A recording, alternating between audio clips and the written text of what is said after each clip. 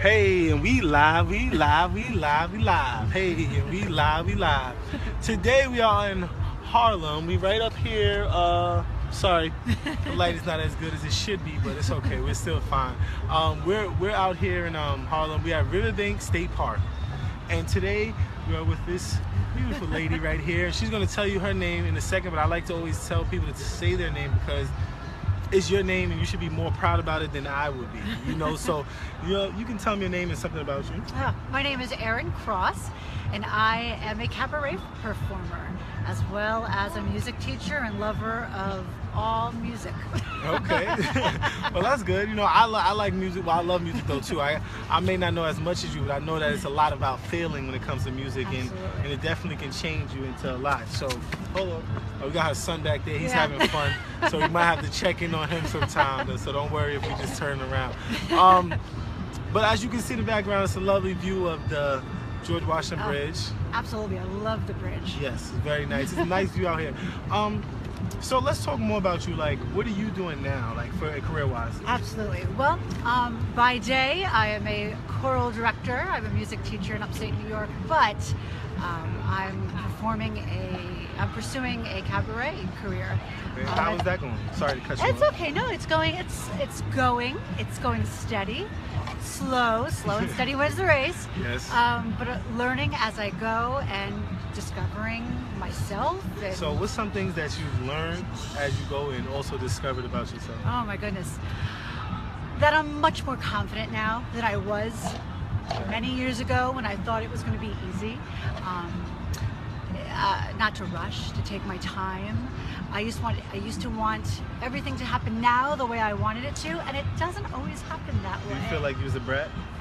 Not I was a brat, but I was pretty set on how it was going to happen, and it was going to happen my way. No, I understand. And the only reason why I say that because I know that's how I was. Like with certain things, I'll be feeling like a brat. Like, oh, I want it to happen this way. Even with my move to Atlanta, it's tough, but everything doesn't happen how it's supposed to, but it will happen if you really keep putting everything into it. Well, when I was younger and I was teaching for about 6 years, I left my job. I was going to take 5 years to perform, and it was going to happen. I was going to be on Broadway, and it didn't quite happen that way. I did get my equity card. I did work in some theaters, but I didn't get. So what are some theaters that you worked at? Well, I worked as a stage manager in New Jersey Rep in New Jersey. How was that for you? It was good. It was actually a really easy gig as stage manager. I really had it sweet, and I knew somebody who needed a stage manager.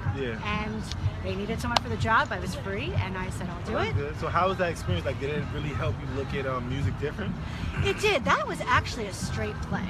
But in most of my performing experience, I was the performer and not knowing a lot about how things worked in the back. So it was really a learning experience. It was great in that way. And I could really appreciate backstage a whole lot more. I think that's good though, because a lot of people, like you said, in anything they do, they always jump out into the career and wanting to be the best, but not really knowing about everything about it. Right. And that's good that you was able to have that chance to be working behind the stage or behind the scenes to see more, because then you can kind of know what you want too. Absolutely. I was even telling someone this morning, it's great to have the Broadway dream, but one thing I wish I had done more of was that back and front work. I didn't really appreciate it until I had to do it. So it was good, and now I produce my own shows. As far as cabaret, So say some of the shows that you do. Well, right now I'm working on a series honoring a legendary cabaret singer, Nancy Lamott, and I had heard her 20 years ago. I was right out of high school and trying to find my footing about what kind of style I liked, and she had actually just passed away from cancer. So she was up and coming. She struggled. She was finally breaking through, and then cancer took her. So how was that for you, like being that, she was someone that you looked up to? Oh God, I remember going into Colony Records and looking at the sheet music and looking at her picture and saying, here's this woman who is so beautiful with this gorgeous voice, and she's not here anymore, and how I just wish I could have had the opportunity to talk to her. And in a way, her music spoke to me that it was okay to be different. Because I struggled through a time where when I was auditioning, I didn't sound the way I looked. I wasn't quite fitting in anywhere, and I didn't know really yourself, so you didn't really know I didn't know what I wanted to do. Like I knew I wanted to be on Broadway, and I knew I wanted to perform, and even the times I thought that maybe this isn't for me, there's just that thing inside that's like, no, pushes you, right? No, you have this talent for a reason. Yes. So sometimes, even like the last few days, I was like, oh my God, I have so much to do. I can't get this done. Yeah. There's a reason why I have this ability and this talent. And things slowly work out. They unfold the way they need to unfold, not necessarily the way I want them to. Yeah. So when I kind of lay off and I'm like, all right, I'm going to trust that it's happening this way, things start to happen. Like for example, the last show I did, I had met Kenneth Gartman, who was my musical director on this, and my previous musical director couldn't do the show. So my director, Don, he was like, you've got to call this guy, Kenneth Gartman. He's awesome. And he was available, and we started working together. Turns out he was a personal assistant for David Friedman, who worked closely with Nancy Lamont. So when things like that happen, I'm like, it's like destiny. You know what I mean? I've got to believe. I have to believe. No, you do, because I think you and all people's life, you have to have something to believe in general. Like people have to have, because that helps you live. You have faith, you have something to live for. Some people, you know, they go through life and they just all over. They're crazy, wild, you know, just all over. But then once they probably have a kid or somebody that's in their life, it changes them. Oh, and I have to say, as far as having a child, that made me a performer 10 times better than I was before. You know, I got to a point where I said, am I going to put off my whole life having a family for something that I don't know is going to happen? And then Jacob came along, and it was just, I guess, something different in the thought process. If I went to an audition, the audition wasn't the be-all and all. It was like, whatever happens in the audition happens, but I get to go home to this little boy. But that's the best thing about it, because it kind of pushes you not to be scared, because you already know you have something to fall back on. Absolutely. Or somebody that's going to be there with you. You know, it was funny how you were saying that, like, he's your travel buddy, because that's... Oh, he so is. He'll probably run back and forth here. He's playing with skateboards now, I think. He is awesome. You know, my husband's wonderful. He supports everything I'm doing, but we have to work really hard to be able to do this in our regular everyday lives. So Jake just comes with me. I've always taken him everywhere with me, and now that he's 7, he can do a little bit more with me. Yeah, you gotta say congratulations with that, because his birthday was on Thursday. Yes, he's 7. Crazy. 7. And the reason why I say congratulations, because a lot of people don't have healthy kids, or they maybe not satisfied with their life, and it's like to have a kid at that age and be able to be healthy, and you know, just regular kid stuff you deal with is fine. That's great. Yeah, you know, you're succeeding. It puts things in perspective, and I mean, there are days where I don't know how I'm going to do everything. I don't know how I'm going to school and teach these middle schoolers music with their hormones crazy. Then I come home, and if he doesn't have a good day at school, or he has homework, we have to do that. You know, it's hard being a mom, a wife, it's a lot of patience you have to have. And and you know, it's a lot of organizing and scheduling, and saying if something doesn't get done one day, it's okay. I'll find time another day. You got to be patient. You know, I do respect women that have kids, because it does take a lot. You know, even you know, it is a lot, and I don't ever try to take anything from people, because sometimes, you know, doing all this stuff, sometimes the person may not do one thing right or a couple things not right, and they may feel like they're like by themselves or not having any support. But it's you know, you're gonna have it. Even if you do have support, you're still gonna mess up. Oh, completely. Because you're human. Oh my God, yeah. I'm learning as on the job with being a mom also. But he's great, and you know, I told him we might see the Statue of Liberty today. So I don't know if we're gonna be down that far today, but you know, it's great, because I love New York, and I love performing, and I love to share that with him. You know, but he also has that, you know, dune buggy, dirt bike, 4-wheeler side, you know, and he loves NASCAR, and you know, it's funny, I introduced him to Alexander Hamilton, the musical, you know, and he loves it. And in fact, someone gave him $10 for his birthday in a card, and he goes, "Mommy, Alexander Hamilton," and he recited the whole first thing. So I just try and give him, you know, expose him to different things that maybe I didn't get early on, because I didn't know I was into. So yeah, no, that's good, that because you get to expose him, then he's just kind of gonna roll into what he wants to. Just how you said you kind of got into your music and everything. What's some of, besides what you're doing for your music, what's something that you listen to all the time? Like, what's your favorite now? Oh my God, it changes. It changes with my mood. Tell me some of your moods. Then. Tell me the mood my and the music. mother got me into light jazz. Like, I was always a jazz lover, but sometimes when I'm driving home from school, it's pretty scenic. And after dealing 6, 7, 8 hours with middle schoolers, you know, I even tell them sometimes I don't even listen to music on the way home because I'm around it all day. Sometimes I'll listen to talk radio, but I love listening to just light jazz to kind of chill. You know, I saw On Your Feet recently. My friend won tickets in the lottery. It was amazing because I grew up trying to learn Gloria Estefan's music. I remember standing in the living room and my parents had her records back then, cassettes. And I would listen to it and I would stand in front of the mirror and try and be like her. So that, any like upcoming musicals I like to be aware of. And I try and stay on top of top 40 stuff too for my teaching. Okay. But musicals I really love. Jazz. What else? I love Motown. Like when I teach rock and roll, I love the soul. Who are some of the people that you love to use? Oh God, I love the Jackson 5. Jackson 5. Love them. So there's a lot of songs they got. They're like, it's like infinity. It just feels like it just keeps going. I love Diana Ross. I love Aretha Franklin, but I do love also, and I will meet him one day. I will sing with him one day. Billy Joel.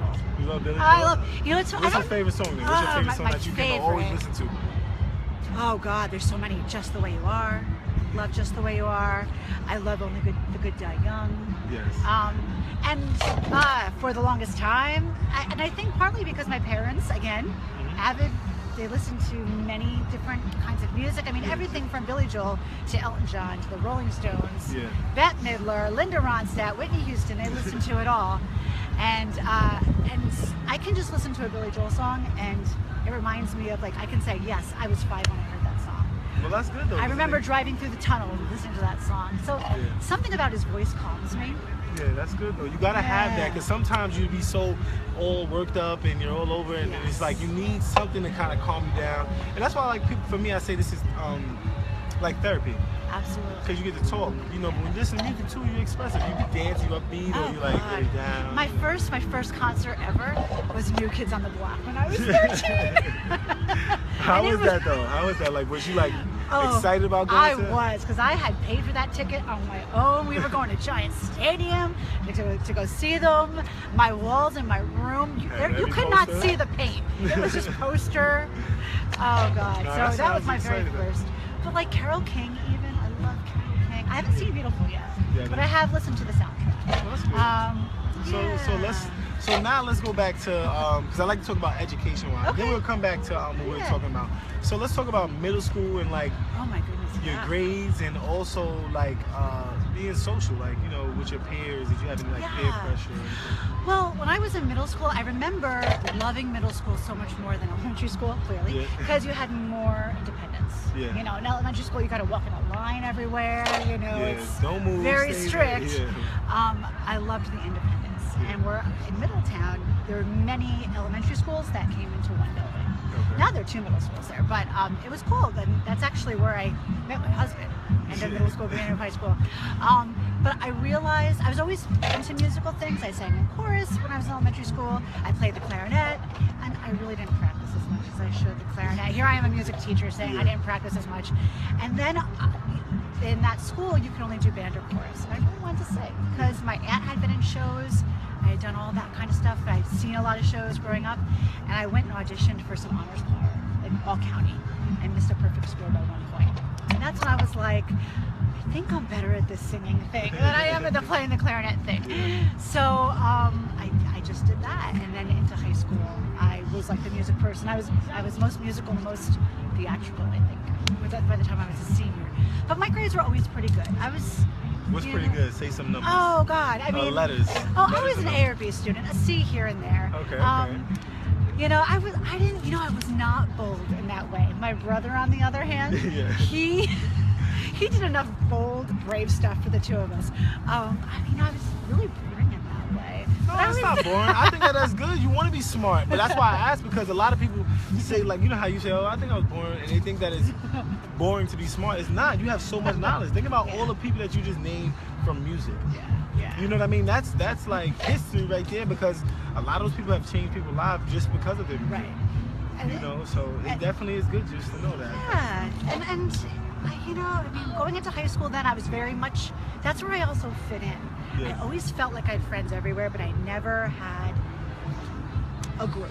Yeah. I mean, and now looking back, I'd rather it be that way. But when you're in it, and there's like cool people, and you know, you don't know where you just want to fit in. Yeah, and somewhere. I always struggled with feeling like I fit in. And when I found I was good at music and I was doing great in shows, I was getting lead roles in shows, it built my confidence a lot, and that for me was really big. I mean, I think we all still struggle sometimes with the fitting in.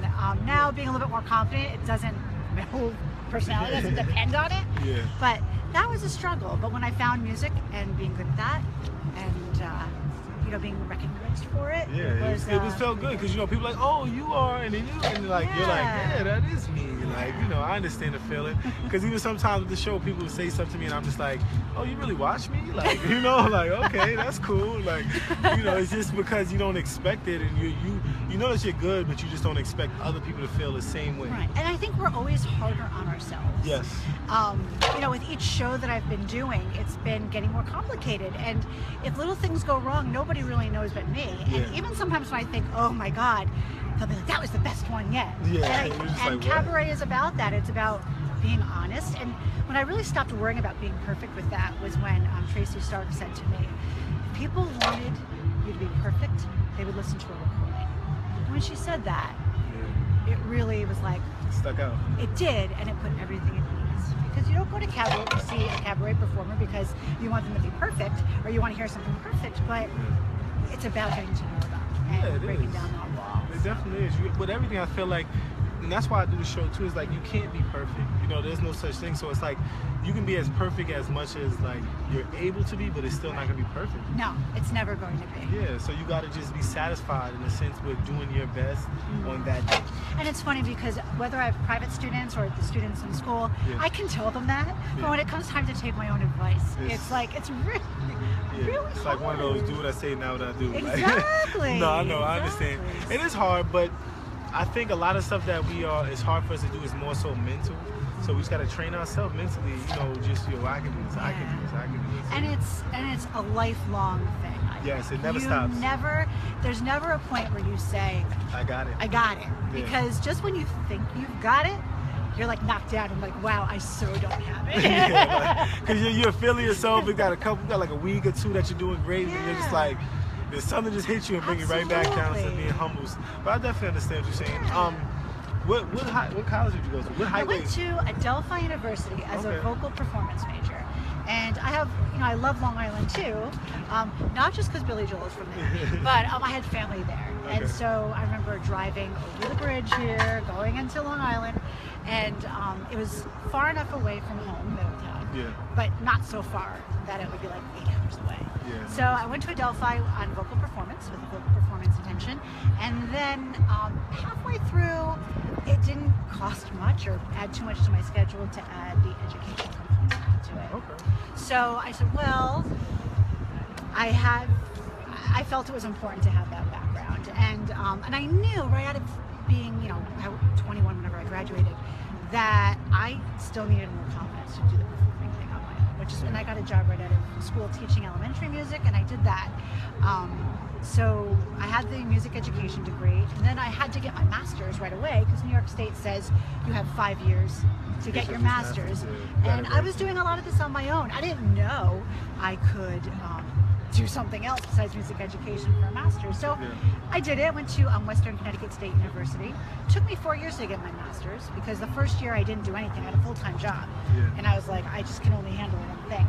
And then I would drive an hour after work a couple times a week, take a course here and there. And then I had my master's, so I'm permanently certified to teach music. Thank I know that was like a journey that it is. Happy that was over. Oh my God, and I got in right at the right time because now people get their teaching certificates now. There's so many more stipulations out so there. much more to do. So I really I'm really very grateful that I got it when I did. I worked for 5 or 6 years. I had always intended to take some time off because at that point I knew I did not see myself where I was teaching for 30 years. And I kept saying, if I don't pursue this, I'll never know if it would happen or not. So I took like 5 years off, and it was rough. It didn't go the way I thought, but I did come into the city. I took voice lessons. I took more acting classes, and then I became pregnant with Jacob about that 5-year mark. And I had Jacob, and then a year after, about when he turned 1, I went back into teaching. And the beautiful thing is that I really realized that it will help me pursue everything else. But now I look at it completely different. And maybe it's what do you just mean by that? I used to get very frustrated easily. Why aren't these kids getting it? You know, what am I doing? I would be like, what am I doing wrong? And there's always that component when students don't get what you're trying to do. Maybe there's a way you have to change it. Yeah, you gotta change it around. And maybe it's just working with middle schoolers now. I mean, we are a rare breed who can work with middle schoolers. It is. It's definitely not easy. They're all over. But I can see myself there long term. I mean, it is what helps me do what I do now. Yeah. It's a flexible schedule, and maybe it's because I have a little one that I can see it at a different perspective. No, that's true. It does everything that comes into your journey or your path of life. It definitely changes your vision on what you're going to do or how you're going to do it because things come up. Yeah. A lot of things. And it was really funny because I went from having no job to possibly 2 jobs to where I am now because teaching is hard to get a job. It is. My brother actually works in Inwood, I believe. Okay. I think he lives in Riverdale, works in Inwood. He's a physical education teacher. He's actually going for an administration degree now. That's good. Yeah, it's really awesome for him. But it was just going back. I had gotten a leave replacement that was supposed to be 2 years. Then they told me no. Then I applied for another job, and it was a lot of back and forth, and I didn't have it, and I did. And I remember when they first told me no, when I thought I had nailed this interview, I remember going, whatever, I don't know what to do. And sure enough, not only did I have one offer, something felt right too. So yeah, that's how it is though normally. You know, you do get a lot of, once you start really getting on that path of like getting successful in the sense of getting a job and other stuff, it's more so hard in the beginning because people are gonna like reject you. You're gonna get the no's. Yes. And especially the ones you really want, like I really wanted that, but then you might get something even better. I've learned so much about rejection. And I have to say, it honestly took me to being in my 30s to realize it's not always about you. Yes. And especially now because I'm on the other end a lot of times doing casting and things in my school. I tell the kids, and it's so hard because they don't get it. Yeah. It's not. They're still young. But with my private students, even I'll tell them, you can only control what you can do. You can't control what the director's vision is. You can't control what the other person playing opposite you is like. I mean, I've lost roles where it was me, one other girl, and because I didn't match up with the guy, the other girl got it. And it had nothing to do with me or my ability. It just was the vision. No, I understand. And so now, when something doesn't go my way, I mean, is it disappointing? Yeah, it's disappointing, but I don't like beat myself up like I used to.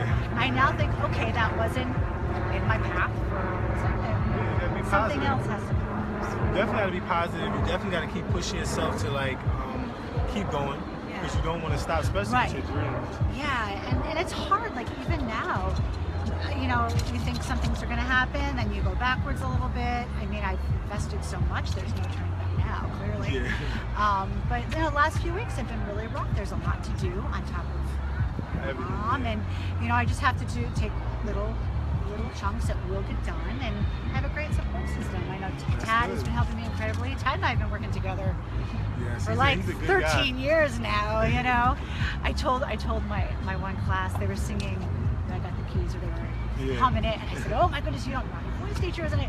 And they thought it was the greatest thing. So and it's also nice for me to bring real world situations. Yeah, it is, because you want to see people that's going through it, that it's not easy, that you're able to get what you need to get. You're fine. You're able to get what you want to get too, but also have these people around to see that it's not just an easy path of, okay, this is what I want to do, is going to happen. It is so not easy. I really wish it was. It saved me a lot of heartache. But then when you get there, it's just that much sweeter. Yes. It's worth it. I mean, I even tell my students, you know, you see the celebrities, they didn't get there overnight. You know, No, it might seem like it because all of a sudden we see them all over the place, but they weren't. Yeah, you got to really work hard. And even as the celebrities as they do now, some of them still work hard, even like up until now. Like, you know, they got to go from city to city. It's hard. Give that energy every time. Always be, you know, it's a lot sometimes. So, you know, it's definitely difficult. And I always find that it's a good thing I teach as well, because being a specialist, you are on. There's days I do not want to be there, and yeah, no, I have to understand. act like it is. Yeah. And by the end of the day, I do feel better. But we've got the beginning, just like I'm tired some days, yeah. And then I love when my students put their heads down. They're tired in the morning. I'm like, you can't take enough. I can't take Yeah, you got to get up. So let's get moving. But I find it all is working together. But there's always those people I still feel sometimes. We're like, oh, you're still doing that? You're still doing the shows? And I'm like, I'm going to show you. Yeah, but that's how you have to do it. But at the end of the day, even if you are still doing shows, you're doing it because it makes you happy. Right. Not to do it because, okay, I want to prove to somebody that I can do this. Right. You are doing it because you're still enjoying your life, you're still performing, you're still out there, and it's definitely a great thing to never stop what you love to do. It is. You know what I mean? Like, regardless of everybody else is like, why? Like, there's no need to say why. Like, this is what I want to do. This is my life. Yeah. So it definitely is good. I feel like I'm at my most authentic when I'm singing on stage. Yeah, it's soothing and relaxing. You don't never have to stop that. No, and the great thing is that, you know, I get to do my stuff at night. Yes. And then I go back to like this classical teacher during the day, you know, but I get like to you do play two all different of that. roles. You get It is. Yeah, no, that's cool. Yeah. Last thing I want to ask. Sure. Oh wait, but first let's talk about your social media. If you have any. Oh yes, I am ramping that up. I am learning. I have the usual Facebook. Okay. Okay. And my professional page is at ms.erin, ERIN.cross, CROSS. That's for updates on performances, what's been going on. I'll be talking about this on there. Any upcoming events, or anything great about the project, the Nancy Lamont project that I'm working on. Do you have do you have a website or anything? We're working on that now. I have one, but it has not been updated a whole lot. Yeah. So I've really been focusing on the Facebook and the Instagram. So Instagram is erinc2000. Okay. So it's ERINC2000. And the cool thing I learned about Instagram is that you can have like posts to everything in one shot. So it does. It definitely does. And Phil taught me a lot about hashtags. So you got a hashtag. Yes, everything. I do. Even my students, I make jokes about hashtags all the time. Yeah. And I said, I think in my general music class, I'm going to have a hashtag of the day. You know? Just come so in the other day, the objective. Well, objectives. Don't even get me started on that. But there was one class that was just a hot mess. So I was like, hashtag hot mess Monday. They thought it was hysterical. So those are the two main ways right now. Yeah. Electronic press kit coming soon in the works. We're perfecting that. And the website is in process. That's how you gotta do it. Everything is in process because you can't have everything perfect. It takes time for everything. So like I always tell people to check me out. This is Rain Check. You can check me on Facebook at Rain Rickards. So that's RICKARDS. That's my last name. Rain like the weather. So it's RAIN. Nothing different. We got on YouTube Rain Check. So if you want to contact me, I'll definitely have the link on each video, and we do send the link out to the people at the end of the week or whenever we get a chance to put them up on YouTube. So you definitely will be on YouTube. You can have people, family. If they don't have Facebook or Instagram, they can go in there. Oh yeah. So last question is always like these questions are always similar but different. What is something that you had to deal with that was really, really tough that we haven't spoken about? Okay. That was really tough that you either got through or still going through and is working through, you know, like a work in progress. Oh wow, it's a work in progress. Yeah, either one. Or maybe something that you went through that was really like, it affects you. You know, I even tell people for me, I know dealing with the deaths of a lot of my close friends, it was tough for me, but it put me out in a way like this, like has me doing things that I wouldn't normally probably do, but now I'm like, you know, I want to do it, so I'm going to do it. Wow. I'd have to say that's been really rough, that really taught me a lot, was having people in my life, friends, who suffer with addiction, and supporting them, and learning about myself through their life. That's been something that's been a journey. also, you know, changes in family. You know, my parents, after many years, are no longer together. So even as an adult, even at this age and being an adult, it's really hard because relationships are changing. So with both of those things, some things you learn and you grow. And I always try to think whenever there's something really difficult, there's a lesson to be learned. And even though it's ridiculously painful at the time, you're going to come out better. You're going to come out with a lesson or learn something about yourself. Yeah. So those have been two things that... Those are really two tough things, because even as you said, like, some people think that, you know, people breaking up at any age is not difficult to deal with, but when you're dealing with somebody you love, two people you love, and they break up, it's always hard because you looked at them as an example for you, and it's like now you kind of think about your situation, like, is this gonna last? You know, and it kind of pulls you around. It really makes you re-examine certain things that you take for granted. And, you know, with the relationships changing, growing with them, and accepting the changes. Change is always hard. Yeah, definitely, because you're so comfortable. You're in your your niche where it's like so those two things, but I've learned a lot about myself and about how to handle life a lot better, and that it's not always about me, you know. I mean, I have my feelings about things, but it's ultimately about growing with those people and that's what I say, like, when I say welcoming people, the lesson that there is to learn. It's all about, you know, like, even when you can use your the relationship between your parents, you know, may not be together, but sometimes people can be together. Would you rather them be like not liking each other and just being together, or apart and be able to enjoy life? You know? You gotta kind of sometimes take people for who they are. And that's kind of the hard thing about change. Is really understanding these people and trying to be like, okay, well, I know that this friend is addicted to this, and you want them to get off, but they have to get to that point. You can't push them. You can just be like, you know, as a friend, you be like, look, I want better for you, so I'm going to be annoying and tell you this every time. Just so you know. So when you get mad, just know that this is just me loving you. And you know, and sometimes just having to say, these are the decisions that they're making. And sometimes, no matter how much I'm saying things, they've got to, it's part of their own journey. So, and those are, I'd have to say, I mean, those are tough. I'm not gonna say they're not. I'm just telling you, it's good to express that, because a lot of people may be out there and they may look at this and they be like, you know, I'm kind of dealing with the same thing she's dealing with. Absolutely. And, you know, to be able to, you know, reach out to you, because, you know, we're going to have your social media up there, is definitely a good thing. And I can say, like, even when there were times where I thought, I can't believe this is happening, or how am I going to recover from this, or how am I going to deal with this situation? I can look back so long later and say, I didn't think I'd be where I am today, and things are better. You know, so it's because you at that moment you're so angry and you don't like what's going on, and you want it to change right then. And you can't. And I've never been a lover of confrontation. I'm like an avoider. I just want everybody to be happy all the time. And I've just learned that, you know what, sometimes I'm gonna have to confront people, and I'm gonna have to deal with that uncomfortable feeling that you don't like.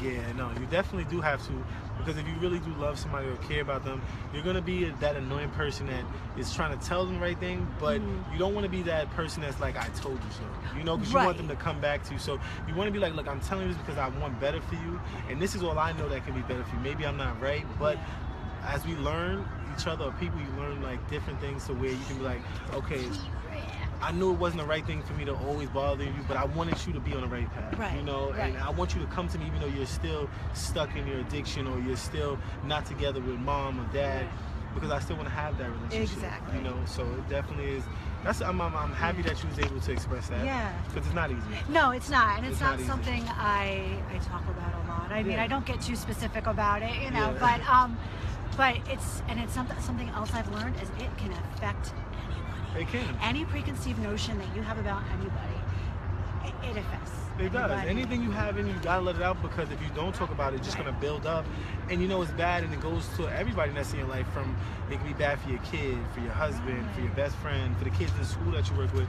But if you're able to express that and, you know, let them know that it is hard for me, but I'm expressing this because I wanted to help somebody else, or even help the person that's going through it, it's good to talk about it. And it's you get through it, and you learn about yourself, and And you just have to keep walking through the storm. It's like I always say, right? We say you got to get your own on your own. So that's by getting yourself ready, getting yourself better, being happy in your life and in your journey, and then you can help other people. I do want to thank you again. Of course, thank you. You know, this is not the last. This is No, the first, but it's no. not the last. And definitely keep tuning in. I'm gonna put her stuff up for her social media, and you know, you contact her for any and everything. Absolutely. I know she's very helpful, and I just want to thank you again. Of I know I course, say it thank a lot of you. times. No, But thank you. we're out. This is Rain Check. Definitely check in with us.